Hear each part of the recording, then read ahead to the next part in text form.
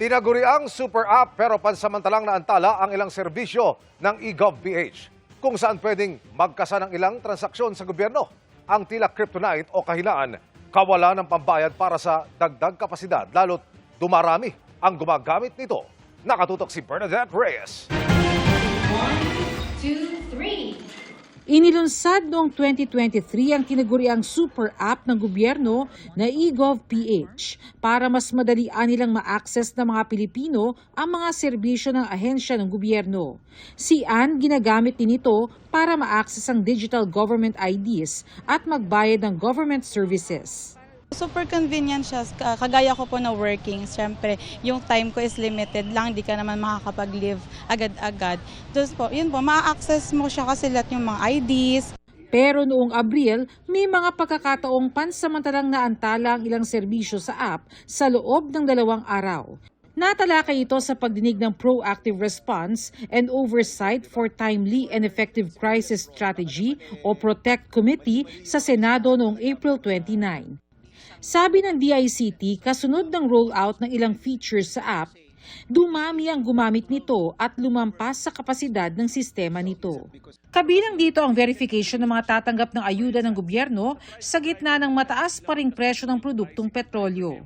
Nakahalo po yung Digital National ID E-Verify platform engine namin sa 28 na platform na inaalagaan po ng DICT. Naka-host po yan sa iisang cloud services. So na no choice po kami, Mr. Chair, sad to say, we disabled po 12 government systems po because... So, is it because wala kayong pambayad ng cloud, ng cloud server space? Opo, yun po yung reality po, Mr. Chair. I mean, that's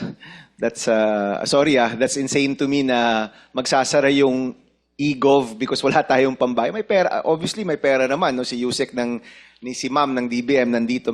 Paliwanag ng advocacy group na Digital Pinoys, ang cloud service ay isang infrastruktura kung saan iniimbak ang mga datos at binabayaran nito kapalit ng serbisyo. Kaya kumukuha ng ganyan yung mga gobyerno.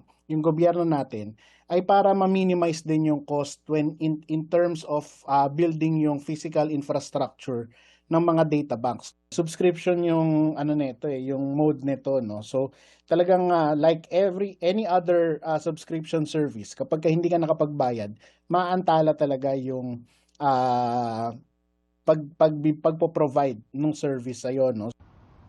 Sabi ng DICT, nasa 3,000 server ang sinusuportahan ng kanilang infrastructure at 95% nito ay nag-host din ng sistema ng ibang ahensya.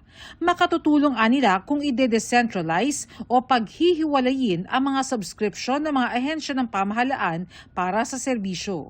Sabi ng DICT, may hiniling din silang budget mula sa DBM. Currently have a pending request po with the Department of Budget and Management. Dalawang request po yun, isang 500 at isang 700 million. Sa panahon ngayon na parami ang gumagamit ng makabagong teknolohiya para mapabilis ang mga proseso, nauunawaan raw ng DICT ang abalang dulot sa mga users ng pansamantalang pagkaantala ng serbisyo ng eGovPH app. Yung ating mga kababayan, they're slowly building yung trust nila doon sa digital governance. This is not just a mere technical problem, but it could also cost the government yung pagtitiwala ng taong bayan. Bernadette Reyes, Nakatutok, 24 Oras.